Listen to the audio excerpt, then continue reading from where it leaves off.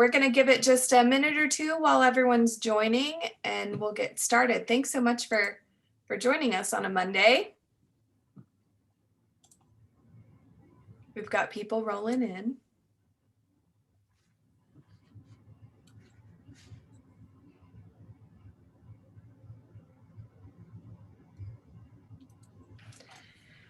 All right, well, thanks so much again for joining us. Feel free to come online or show your face or not. We're glad to have everyone here.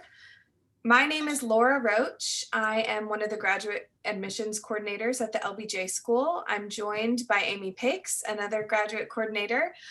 We will monitor chat if a question does come up kind of while our faculty advisors are presenting, but we're going to go ahead and save our big Q&A for the end. We've got Dr. Redei with us today, faculty advisor to the MGPS program, and Professor Sherri Greenberg, the faculty advisor to the MPAff program. So we're going to jump into an overview of our programs and leave plenty of time for you all to ask your questions. So Lawrence, please take it away. All right, so let me give you a very quick pitch for why you should come to the LBJ School and what's specifically interesting about the Global Policy Studies program. I'm not going to get into very specific details about our curriculum. We have all sorts of videos and information up on our website, and I presume that if you find yourself over here, that means you can navigate our website. So you can look at all of those things later on your own and ask any questions in the Q&A. So what I want to give you is basically just give you sort of 3 reasons why I think the LBJ School is different from our competitors, and then 3 reasons why I think the Global Policy Studies program in particular is different from our competitors. So let me start with LBJ in general. The first thing that I want to underline is that we are a policy school. We are a school of public affairs. We are not a school of political science. We are not theory-driven. We are not a program that prepares you for academia. We are really here to prepare you for a policy career. And that includes both the implementation of policy in terms of management and implementation, but also policy development and writing new policies.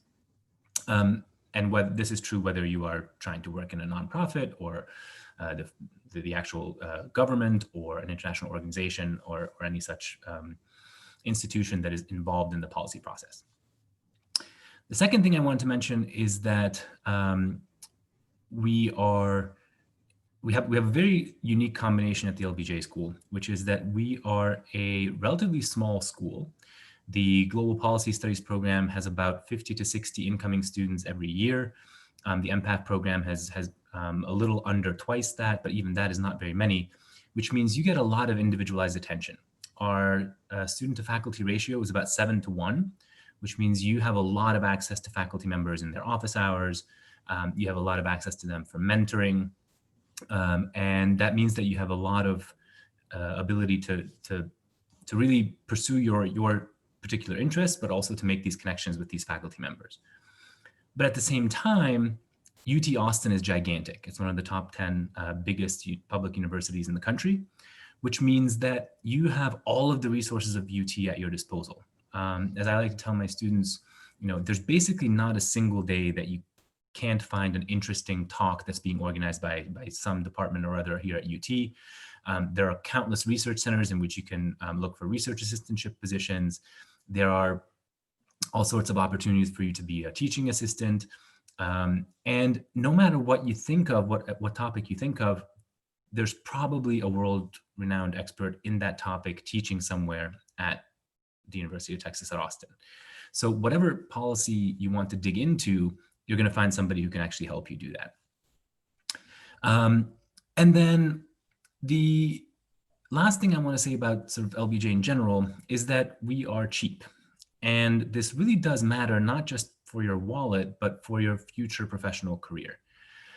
If you have to go to a very big DC fancy school and pay $60,000 a year, there are going to be certain jobs, for instance, in the nonprofit sector, that you will not be able to take simply because those will not pay your bills and your loans back.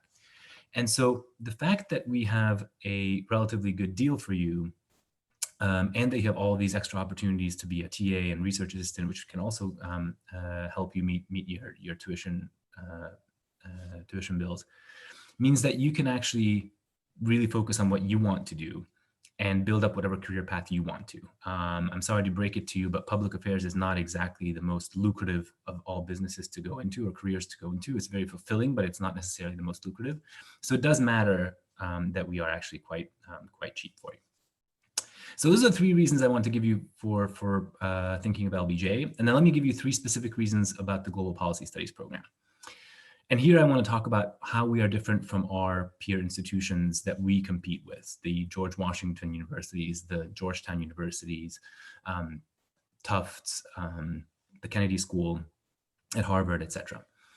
The first is that we are a global policy studies program, and we are not a program in US foreign policy, which means the default that we have is not that we are going to look at every global policy problem and try to figure out what does the US do about this, because sometimes for a lot of global policy problems, the US may not really be the relevant actor to look at. So we really look at global policy problems and think about what are those particular actors and institutions that might be best placed to deal with them. So this really is a global program rather than a US foreign policy program. The second thing I want to underline is that the GPS program is very customizable. Each of you will need to pick a specialization if you join the GPS program, but you can create your own specialization. It can be pretty much anything as long as it's not too broad or too narrow.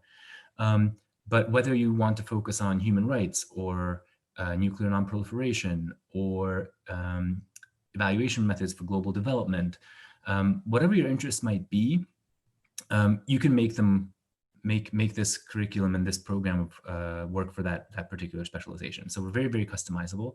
And this again goes back to the fact that there's only 50 to 60 of you a year, which means I'm in close contact with all of you individually, and we sort of work on your academic plans throughout your 2 years here, or 3 or 4 if you're a dual degree student. And that really makes a big difference. The third thing that I wanted to mention, and this I think is possibly also true for the MPAF program, so I'll use this as kind of a bridge to Sherri, is that at the LBJ School, we're also very much focused on collaborative work. You will be doing a lot of group projects with your peers. The culminating experience of your graduate school here is not a master's thesis that you write by yourself in a cubicle or at home. Rather, it's this policy research project, which is a big, large, year-long course that you take under the guidance of a faculty member, and where you actually work for an existing client delivering research that they've paid for, right? So you're essentially acting as almost like a consultancy for a year. And it requires a lot of group work and collaboration. And so one of the things that employers tell us is that they really like hiring LBJ graduates because they're not type A personalities who need to be managed, but rather they're all team players. And that shows in the general spirit of the school as well. So as you're sort of hopefully going to be talking with current students and alumni and faculty and staff, it's a very open and collaborative place rather than one where you're sort of competing against your peers. So let me stop there. I'll take any questions about the Global Policy Studies program after Sherri has had a chance to talk a little bit about the Masters in Public Affairs program. Thank you, Lawrence. And that was a perfect segue, because I think one of the things that sets us apart is real world and experiential learning. That at the LBJ School of Public Affairs, we believe in combining certainly the theoretical and the academic with real world experiential learning. The Policy Research Project is a perfect example of that.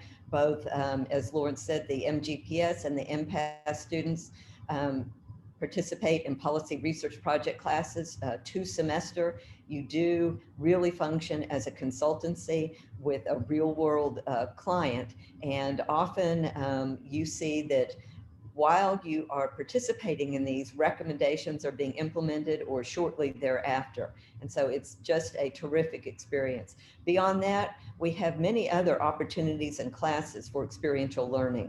There are so many talks and opportunities across LBJ School, across the University of Texas, and across the Austin community for you. There are also opportunities for volunteering, internships, civic engagement across LBJ, across the campus, and across the university, including various student organizations. And one of the other things that sets us apart, frankly, is being in Austin, Texas, because we really are a forward-looking city. We just passed over $7 billion initiative for Project Connect, which is a new transit system.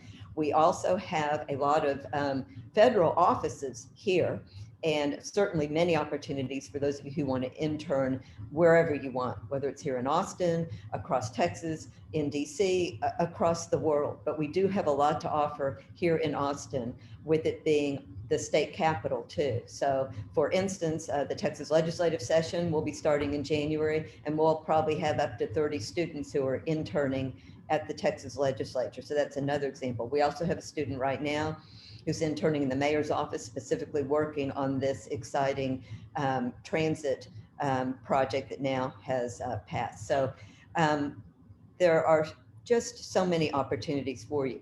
And I did want to emphasize that in particular with the MPAff program, we are a Masters of Public Affairs. So unlike many programs you see across the country that are just public policy or just public administration or public management, we are both, right? And you can choose your path. You can really participate and take classes equally in both public affairs or public management, or after you finish your core curriculum, you can decide to focus more in the public policy side or the public management.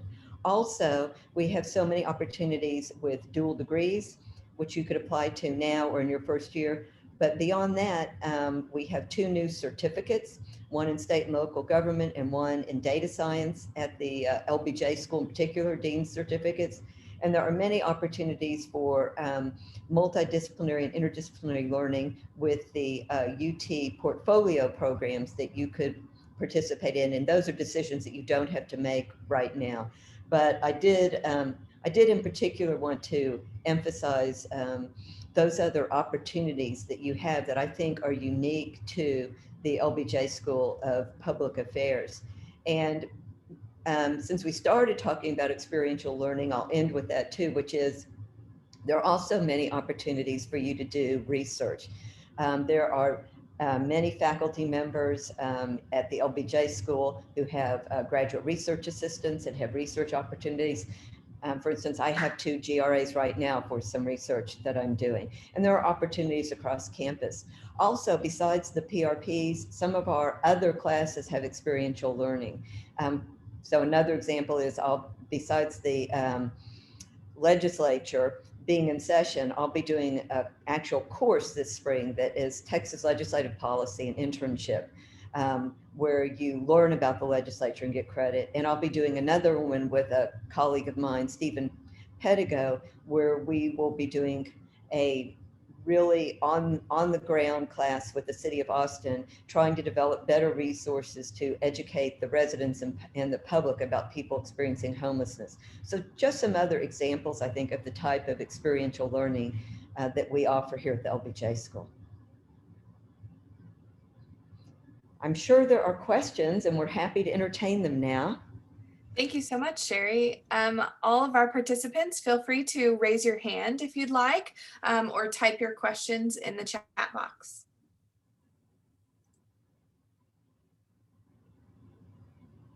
While we're waiting for questions to roll in, I would love, a question we get all the time from students is, what should students know in this application process? If you could give just one piece of advice for an entering graduate student, what would it be? So when you say when you know, as far as completing their applications, is that what you're asking, Laura? More so, what type of things would you like to, what do you see in a successful graduate student? So as they're coming to grad school, what's one piece of advice you have for them that you think they should know before starting grad school? Well, I think show your passion, right? It's important to have a passion for what you're doing, whether it's MGPS, MPAff, development studies, nonprofit, state, local, but what is your passion? And then be open also to exploration. I think both of those are very important. I think the one piece of advice I would give is, and this is especially if you are still not very far removed from your undergraduate degree, is to remember that we are a professional school, which means that you need to tell us about two things. One, what are your sort of academic and intellectual interests? That's very important. But also, what are your career goals? So not just what kinds of stuff do you want to learn about, which is what you're usually used to talking about, but what do you want to do with that once you graduate? Because at the LBJ School, we're not just going to be fulfilling your intellectual curiosity, we're also going to hopefully be giving you those skills that you need to succeed in whatever career that you want to go into. And unless we know what that career is, it's hard for us to let you know whether this is a good fit, but also what courses to take, what kinds of extracurriculars to engage in. So think always about these two sides of the same coin. What are you interested in and curious about, but also what kind of career do you want us to prepare you for? I think that is very important, because that ties into, once you're here, the paths that you want to take, whether you decide to do any particular types of certificates or specializations, the types of internships that you want to pursue and where. And also, the reason why I said be passionate, but also open to exploration, there are times where students enter and they know exactly what they want to do, and as Lorinc said, their career goals, and that is what they end up pursuing. Other times students aren't as firm and they explore, and that's great. And sometimes students come in and they think they know exactly what they want to do, but once they're here at their LBJ School, they find that changes, and that's okay too, as long as you are working with us and we can then help you along the path. Okay, we've got a couple questions rolling in. The first of which is about PRPs, and I do see two questions, so maybe we can kind of knock these out. Are there any prospective PRP topics already identified for 2021-22 class? If so, what are they? And maybe even more broadly, how are they identified? And then one more question asked, do the MPAff professors who lead PRP projects normally follow a specific policy theme, i.e. transportation, social justice, energy, healthcare? So, and Lawrence, please chime in. Students take the PRP in their second year, so you will not actually be taking, if you were admitted, and we hope to see you at the LBJ School of Public Affairs next year, you would be taking the PRP in your second year. But as far as PRPs that are identified for next year, we're in the process of identifying all of those courses.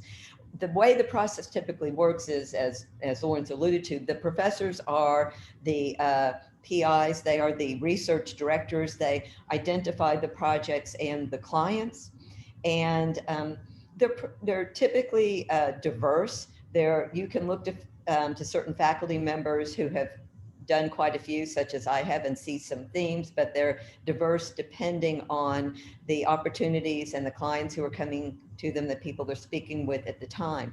There also are some that are, I would say, equally of interest to both MPAff and MGPS students. And so there's some where you will find a mix of MPAff and MGPS students. And there are others that are more specifically of interest to MPAff or MGPS.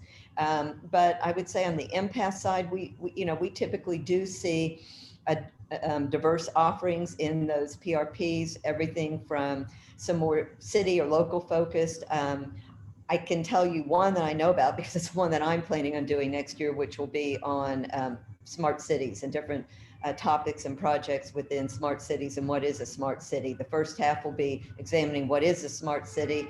The second semester will be, several teams in different projects. But if you look back, you can see energy, transportation, housing, and development, national security, quite a variety of topics. Thanks, Sherri. The next question is about dual degrees. So maybe Lorinc, you can answer this question so that we're alternating. First, do you recommend, can dual degrees, of course, be added after admission, or does it have to be done during the time of application? And then also, how does an area studies master's degree fit with MGPS? What benefits do dual master's degrees have relative to just one?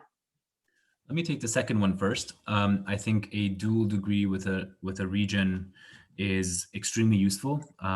When there's an article that you can look up by Michael Desch, D-E-S-C-H, He surveyed a lot of people in the federal government in the United States, asking them what kind of academic research is useful to policymakers. And essentially what he came up with is that basically none, except for the exception of area studies. So what policymakers are really interested in is, do you know a region and its language and its history and its culture well? So I think it's a very good mix. We have certain dual degree programs that are very well attended. The one with Russian and Eastern European studies in particular is very popular. But we have dual degree programs with Middle Eastern studies, Latin American studies, Asian studies. So you have your sort of pick of any region, but I think it's a very good mix. So I would encourage you to do that if you have that interest in a region. In terms of the application process, you can apply to a dual degree in your first semester at the LBJ School. So let's say that you enter as a global policy studies student in fall of 2021. In that fall, you can apply for admission to any of the dual degree programs that we offer. And if you are admitted, then the following fall, you'd become a dual degree student and start the dual program. And you can still complete both programs in 3 years, or if it's the law school, then it's a little bit longer, it's 4 years. So that's not a problem. The only thing to think about is if you know for sure that you're interested in it, there's a few things I would mention. First of all, the one thing that's a little bit tricky is how fellowships would be affected, right? So let's say that you have earned a 4-semester fellowship to the LBJ School. If you become a dual degree student, all of a sudden you're only really spending 1.5 years, so 3 semesters at the LBJ School. So you might lose 1 semester of your fellowship. So that's something to just sort of keep in mind. So you might just want to apply as a dual degree student from the get-go so that you can apply for fellowships in both programs. The other thing that I would mention, and this is especially true of any of you who are interested in studying a foreign language while you are at UT, there's a thing called Foreign Language and Area Studies Scholarships, FLAS, it's just pronounced FLAS. Almost all of our area studies centers have this FLAS money. It's federal money, and it is there to encourage students to study foreign languages. And you do not need to be a dual degree student with those programs in order to apply for these fellowships. And you can apply as a prospective student. So if you, for instance, know, oh, well, I'm going to be at UT, I want to take advantage of their flagship Arabic program and learn Arabic, go to the Middle Eastern Studies Department, check out their FLAS applications. You can apply as a potential graduate student for 2021-22 and be allowed to apply for those fellowships. And those are a lot of money. So take a look at those. That's something that I think is something that a lot of people only find out about after the fact. But I think it's a really good way to also think about the many resources that UT Austin offers. So I just do want to add that the administrative aspects are the same for MPAth, right? You can, if you know you want to do a dual degree, you can apply now with that program. If not, then you should during your first semester. The foreign language, I do want to point out that foreign languages do not count towards the MPAth degree. They do. It's different with the MGPS degree. And I do want to make a point that undergraduate courses do not count towards either degree. Just so you have an understanding that we're a professional graduate school. You can take courses that are outside of the LBJ School as long as they are graduate level and they're on an approved list or approved by Lorinc or myself. The dual degrees with MPAF, I think we have at last count about 14. And if you have questions as to now, or even if it were when you start as to whether you think you should pursue that path, please contact me directly. Laura and Amy and others can give you my email and my cell number, but it's also in my signature block. And what I would say is we have several that are probably particularly popular, business, community regional planning, law, social work, health, engineering. Those tend to be the most popular ones that we're seeing recently as far as the dual degrees. And as Lorinc said, they're 3 years except for law, which is 4 years. Thank you. And the next question, that is a fun one in my opinion. What is the most interesting course within the graduate program? I know everyone, we have a lot of interesting courses, but maybe if you want to just speak on one, both of you. You know, so I'll admit it, I'm a mom and it's hard to select one of your children, right?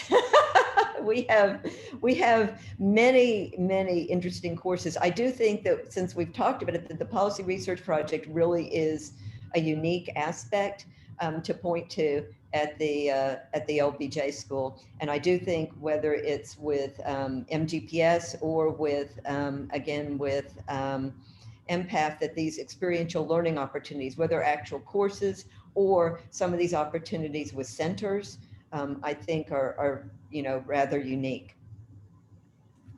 I only have one child, so for me, it's very easy to pick a favorite child. No, but I mean, I think, one course that sort of exemplifies, I think, what the LBJ School is about is we have on our faculty, Admiral McRaven. He's the one who led and organized the raid on bin Laden. And he teaches a course on the Situation Room. And essentially for a few weeks, you simulate being in the Situation Room with somebody who is actually in the Situation Room of the National Security Council in the White House. And you go through scenarios. And it's the type of, extremely applicable real world type of learning from somebody who's also quite an intellectual. Like Admiral McRaven is a voracious reader. He doesn't just sort of tell you war stories. He then gives you all the context for why these things happened the way they did. So I think that's the kind of course that you can't really just take anywhere else. So that would be one that I would highlight, just as an example of what the LBJ School can do for you. I completely agree, and it fits in with this theme that this is a course taught by somebody who's clearly been there and done it. Let's see. Thank you, Lawrence and Sherri. How do we differentiate as a student who is out of state coming to Texas? How diverse is the LBJ School? Sure, let me take a crack at this first. So in terms of diversity, I don't know if Laura or Shannon have any of the sort of facts and figures at your fingertips. I'm unsure about racial diversity. I know that in the GPS program, we are usually about 60% women, 40% men, and that we have roughly 10% international students. What I can say is also we are not diverse enough. And so we've been making a big push in the past couple of years to recruit a much more diverse pool of applicants, both in terms of getting more international students, getting a wider representation of different races and ethnicities. So it's something that I think, is something that we value for sure. But I think we still have a long road to go. In terms of the differentiation between in-state and out-of-state students, so if you mean differentiation in terms of tuition rates, there is a big difference. If you're an in-state resident, then you pay half the tuition that somebody does who's out of state. But this is where some of the things that I talked about earlier, being a teaching assistant or a research assistant, really come into play. Those kinds of jobs, for instance, give you an automatic in-state tuition waiver, which basically cuts your tuition rate in half, even before you talk about what you're going to be paid as a TA or a research assistant. So those are avenues that are open to you to be treated as more of a Texan than you actually are. Yes, as long as you're doing, that's right, the 20 hours. Also, you qualify for some very important benefits, tuition and healthcare benefits with those TA and GRA positions. The statistics that Lawrence gave sound about right to me for the school and for the MPAF program. And I completely concur that we are very dedicated to diversity and inclusion and equity at the LBJ School and across the campus. We are not yet where we want to be, but we are certainly are dedicated and have a concerted effort, both within our student body and in our faculty, to doing whatever we can to have broader diversity, both within the student body and the faculty. The next question is for you, Sherri. What does it look like for an MPAF student to supplement their education with a research opportunity with a faculty member? Are there for credit opportunities to do such? And second, can MPAF students fulfill electives from courses across campus? You mentioned that a little bit, but maybe you can speak even more. Certainly. So MPAF students can fulfill electives with courses across campus, and it's best to just get with me. And if there's any, relevant content, then I will approve it as a non-LBJ elective, and it will fulfill one of your 7 elective requirements. That is, if you're just the MPAF student and not a dual degree, you'll have 7 electives. As far as research opportunities, there are many opportunities to be graduate research assistants within all of the faculty. And within both programs, MPAF and MGPS, and even opportunities from centers, both within the LBJ School and across. As far as course credit, there are times when students would do, for instance, a conference course, right? That's an independent type of course where you are supervised by a faculty member and doing research. So that might be a way in which you could incorporate that. And those are 3 credit hours, or there's even a 1-hour independent study. So those are some opportunities. I also saw something in the chat, I think a while ago, so I'll address it, about part-time students within that, not with MGPS does not have a part-time option. MPAF always has and does still have. So there are students, particularly students who may have some pretty substantial positions in local, state, or nonprofit, or even in surrounding cities such as, San Antonio, who do attend part-time and work. Some of them work full-time, or work part-time and attend part-time, or sometimes there's students who start part-time and then go full-time after their first year. But if anyone has questions about that, you can contact me directly, and I would be happy to discuss your individual situation. Thank you, Sherri. Let's see. Lawrence, are there typically opportunities for MGPS students to do research with Innovations for Peace and Development Lab? And then maybe you can talk about just a little bit of the other center experience of your MGPS students. Sure. Short answer is yes. Long answer is also yes. Feel free to get in touch with the people who are listed at that center. There's a lot of them. There are plenty of opportunities to get involved at different levels. There are some people who are paid research assistants by IPD, Innovations for Peace and Development. They tend to mostly be second years who sort of put in a little bit of work in their first year and then sort of graduated to more supervisory positions later. But there's a lot of work that you can do there. It's real applied research. You are part of an ongoing research project that's a multi-million-dollar grant. So there's a lot of people who work in Innovations for Peace and Development, but more importantly too, they offer a lot of workshops and things that are useful for you as kind of extracurricular activities. So to give you an example, if you're interested in learning a little bit about geographic information systems mapping, right, GIS mapping, but you don't necessarily want to take an entire course on that, right?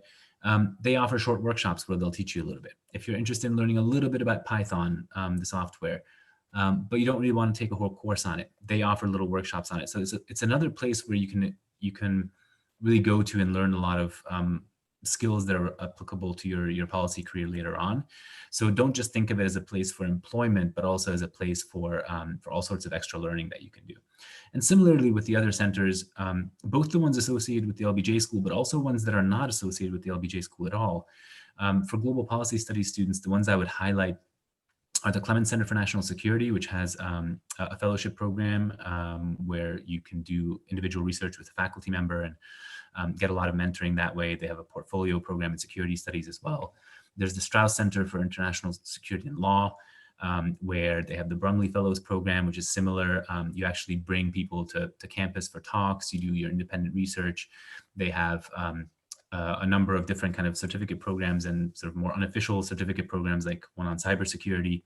But then even ones like the Rappaport Center for Human Rights at the law school. It's not affiliated with the LBJ School, but clearly if you're interested in international human rights, that's going to be kind of your little home at UT Austin. So be aware also that there's research centers all over the place at UT. And none of them say, we only take people from our own department. There's a population research center for those of you who are interested in sort of more, global population growth and demographic trends, right? The list is almost endless. So, in graduate school, and especially at UT Austin, it's going to be up to you to sort of do a lot of searching around to find kind of your little tribes, and these research centers are really useful in helping you do that. I agree with that. There are so many opportunities, both within Austin and across LBJ and across the campus. And the same goes for MPAff, whether it's the Center for Health and Social Policy or nonprofits at LBJ, or the various portfolios, the Annette Strauss Institute, and others in the Moody School of Communications, or in community and regional planning with sustainability. There are so many opportunities within these centers and institutes where you can do research, be GRAs, or as Lorinc said, hone your skills. And we also, if you want, for instance, a full semester of a GIS class, we offer those at the LBJ. If you want classes with Python, we offer those. But if you want just a taste, a mini course, there are, yes, opportunities certainly across campus. This is a question either one of you could chime in. Is the LBJ School supportive of DACA and Dreamer students? If so, what type of resources are available for these students? Do either of you guys have experience with DACA students? I do not. As far as I know, I am never privy to that information of whether somebody is a DACA student or not, which I think is the right approach, actually. So I don't know if we have specific policies towards DACA students, but I suspect that those might be UT wide. So I'm not sure I can answer that fully. All I know is that I am not made privy to anybody's sort of legal status in the United States, and I'm not sure that any other faculty are either. The same goes for me. I've never been made aware of anyone's legal status. I do know that we certainly within OSA and under Dr. Kate Weaver have access to many resources for students, and that there are many resources campus-wide for students. How would you compare, Sherri, this question is directly to MPAff, the MPAff degree to other schools' MPA program? You said that a little bit earlier, but maybe I did. So this is one of what I feel is the most unique and most important, and frankly, most fulfilling characteristics of the MPAF program at the LBJ School of Public Affairs. Because when you say MPA, then that could mean a master's in public administration, for instance, where a student is only, the program really is only focusing on the administration and management side and not policy. If you say, and so that could be a degree. If you say a School of Public Policy, it is likely a situation where the school is really only focusing on policy development and not the administration and management. We are a school of public affairs, and we focus on, and we have required courses and resources and electives that are both in the policy development realm, right, and in the public administration, public management realm. Thank you. What steps do you recommend we take, we being these applicants, to secure a TA opportunity? Especially this person is out of state. Maybe either one of you could talk about the timeline that you typically suggest for students who are looking to be employed while they're at school. So I think the one thing I would say is you will get a lot of help and mentoring as soon as you are an accepted student. You'll be added to this admitted student Canvas page where you will be overwhelmed with information. And one of the things that we will tell you about is how to go about looking for a research assistant or teaching assistant position. Right now, it's probably way too early for next year. But the essence of it is that for research assistant positions, a lot of them go through these research centers. So it's worth it to get in contact with those research centers and potentially even with individual faculty who share your research interests. And for teaching assistant positions, we do not have an undergraduate program, so we have very few teaching assistant positions at the LBJ School. So the vast majority of our master students are TAs in other departments. And a lot of times that is decided very last minute as enrollments kind of change right before classes start. But we will always communicate that information to you. Sherri and I always get requests from faculty members across the campus to be like, hey, do you know of somebody who would be a good TA? And we sort of send those all out your way. So what I will say is it is very unlikely that you will be able to secure a GRA or a GTA position before you have to decide whether or not you're going to enroll at the LBJ School. So that April 15th deadline for you to make your decision about whether or not to enroll is probably going to be well before those TA or RA positions can be locked down. What I will say is, in my sort of 5-6 years of experience in this particular role, about a quarter of our students are either research assistants or teaching assistants of some sort. And every year I have maybe 3 students in my office who really want a TA position or RA position and we're unable to find one. Most people actually manage. So if that's something that's important to you and you're willing to put into work, it's usually relatively easy to find one. I agree. And you would not be able to now, of course. It is just way too far in advance for most of the faculty members and researchers to know their needs for graduate research assistants, although some might actually. That would be the one area. If you see faculty members who are doing research, particularly in areas of interest to you, you may want to start reaching out because they may know of needs they would have for research assistants going into next fall. But they may not. Sometimes those come very late too. As far as teaching assistants, again, you would start seeing those over the summer, but Lawrence and I get a lot of emails about it, and it doesn't hurt to start looking. Many of the MPAF students are either GRAs, where they're research assistants, or TAs, teaching assistants, and all across campus. This is another part of being such a large university. We have so many undergraduate courses that need TAs, and I find that our MPAF students across the board have prior degrees that are very helpful, and they may be TAing in the Macomb School of Business for undergraduates, or history, or government, or English. So there are a lot of students who do find that opportunity to be a TA or GRA. Thank you. Okay, we've got one question that I think is going to lead to a bigger answer for you both. We heard you mention the Clements Center for National Security. Are there other draws to the LBJ School for those interested in national security? It's part one. And then the second part would be just what type of careers do you see students going into post-graduation? We've had a couple comments in the chat asking about post-graduation placement. Sure. So let me take that first, and then Sherri can weigh in on sort of career placement for MPAF students. Sure. There are plenty of centers that are of interest to people who are interested in national security. The Clements Center is one. The Strauss Center for International Security and Law is probably the other. The 2 centers cooperate a lot, and so a lot of initiatives are actually joined by the Strauss and the Clements Centers. They run this program called the Intelligence Studies Project. We have 2 former and 1 current CIA officer here in residence. All 3 of them teach courses. So if you're interested in kind of the intelligence world, you have a lot of people with decades of experience here who can help you both in terms of the application process, if that's kind of the kind of job you want to go into, but also just learn more about what the world of intelligence looks like. We have people who on our faculty who have served on National Security Council. I've already mentioned Admiral McRaven, who served at the sort of highest ranks of the U.S. military.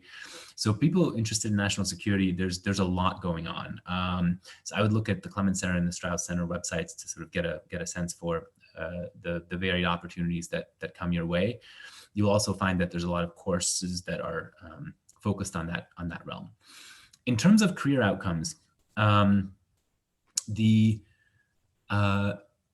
GPS students, for the Global Policy Studies program, Most of our alumni, I would say, are probably in Washington, D.C., not necessarily working for the federal government, although we have people who are working on the Hill, both in the Senate and the House. We have people working at various government agencies, whether it's the United States Agency for International Development or the State Department.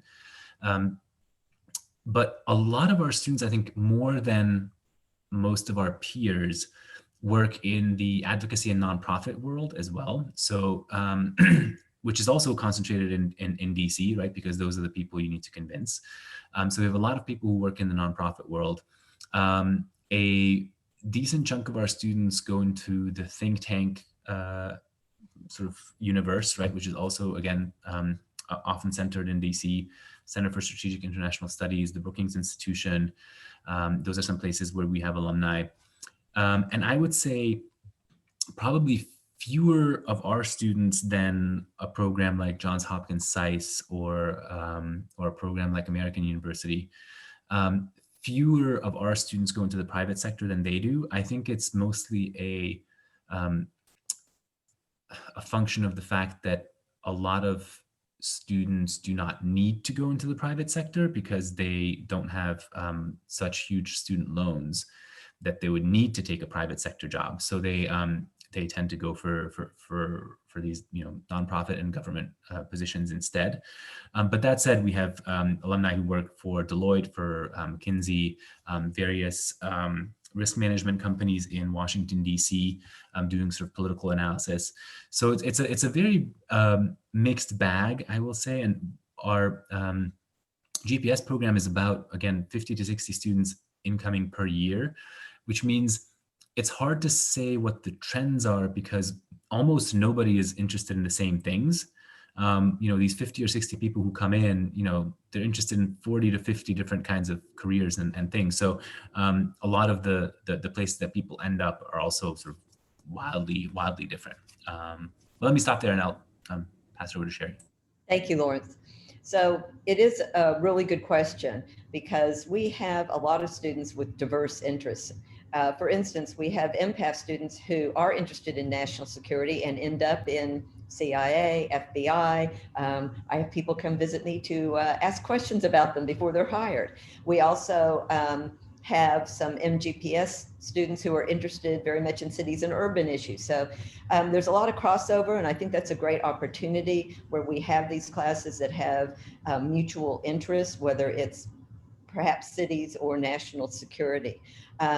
As far as the careers of MPAF students, it's really about anything you can think of. We have up to, I'd say, 100 MPAF students every year, and they are very diverse. And as you can see, there's a lot of flexibility within the MPAF program, not just policy and management, one or the other, or a combination of both policy and management, but all the different issue areas, the opportunities for certificates, portfolios, the internship opportunities are amazing what our students, where they end up interning. And so if I look back, just thinking about the history of MPAF students, at least during my time in their careers, it is all over the lot. It is everything from being a sitting manager to being an elected official at the state, or we have quite a few at the state and local level here, not just in Texas, but elsewhere right now, to positions, as I said, CIA, FBI, nonprofit positions in the private sector. I know one of my former students right now is they're at private companies, Indeed in the policy shop, or Apple, doing intergovernmental relations, lobbying, doing advocacy either as a lobbyist or lots of them advocacy or other work. It could be as a CEO of a nonprofit, and quite a few in consulting too, whether it's McKinsey, Deloitte, or a plethora of other consultancies where we see students ending up. Thank you, Sherri and Lawrence. For students interested in the democratic process or elections and state government, how would you suggest they apply those interests outside the classroom? Are there centers, institutes at UT that might touch on those areas? Yes. So for students interested in elections and state issues, I could have a very long conversation with you, so feel free to call me. But yes, There is a very large interest at the LBJ School through our opportunities for civic engagement and volunteering, also through courses, as I mentioned, such as my state legislative process and internship class, where you learn about the Texas legislature and intern. There are also, I mentioned the Annette Strauss Institute within the Moody School. So we have a new women's campaign school. So there are many, many opportunities. And I think we had just in this last election, I'm trying to visualize what I saw, but probably a dozen alums who were running for office. And we have quite a few who are serving in elected office. And so this is something that was valued by LBJ when he founded the school and still is today. Well, and I just also add, like, even during the current elections, I think a lot of students served as poll workers and poll watchers. Yes. There's a lot of stuff that you can do here in terms of local and state politics. We are literally a stone's throw away from the capital, the Texas Capitol. And so a lot of our students, whether or not they have an interest in global politics or domestic politics, just also do volunteer work and political work here, just as part of their, not necessarily even organized by the school, but just sort of organized among themselves, because everybody here cares about policy, right? And so cares about politics. So I think a lot of that is not even run through institutes or centers. It's not even run through faculty. It's students who are doing this on their own. That's absolutely correct. And thank you for elaborating. So when I said civic engagement, that's exactly what I meant. There are students who are just on their own volunteering, whether it's for the League of Women Voters or poll watchers, or with nonprofits, or working with them to engage voters or to engage in the process. Absolutely. We've got just a couple minutes left. I don't see other questions rolling in. I will take the opportunity to make sure all of our participants today know that this coming Friday is our virtual open house on the 13th. We would love to have you join us. One more question came in. Can MPAff students take foreign language courses? For example, can students take an Arabic language course if not part of that dual degree? So no, even if it were a dual degree, that's what I was saying. In the MPAff program, taking a foreign language does not count towards what we call your program of work, towards your degree program at the LBJ School. You could take it, certainly, but it just wouldn't count towards your MPAff requirements, unless it was something so advanced where there was a policy, you were basically fluent, and taking a language course where there was a policy as part of the course. Did that answer the question? Yes, thank you so much, Sherri. Amy popped the RSVP link for our open house in the chat. We'll also be putting a couple email addresses for you guys to take note of. How about, let's see, Lawrence, what would be a typical year-by-year timeline for a dual degree MGPS student? Now that's a big question, but just sort of the general sense. Yeah, so it depends a little bit on the dual degree. Some of the partners with whom we have dual degrees have a very regimented first year where they want to put you through their paces. So for instance, with the business school, they basically claim you for an entire year. And in that case, you would basically spend 1 year at the business school, then you spend 1 year at the LBJ school, and it would only be really in your third year where you're putting those two together and taking courses simultaneously in both programs.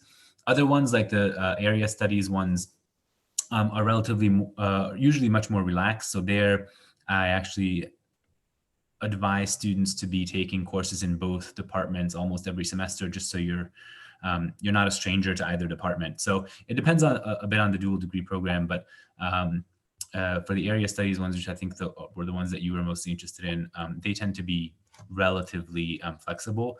In the GPS program, we try to create a cohort at the beginning. So the way that your year would look is that you're pretty much locked into at least 3 of your 4 courses in your very first semester, and then you sort of gain more and more flexibility every single semester to choose your own courses. So that's the same if you were a dual degree student as well. So in that sense, you would probably spend more time at the LBJ school in your first semester than your second semester, etc. But a lot of it is actually quite flexible. What we want to make sure of is that you are getting those courses that you need if there's a language that you need to spend really 3 years studying, I would tell you, you need to start that in your very first semester. So we make sure that there's space for that in your schedule. So it's a lot of it is very customizable. And I would just add that a lot of the same things hold true for the MPAff dual degrees. For instance, if you're law or MBA, you do a year and then a year elsewhere.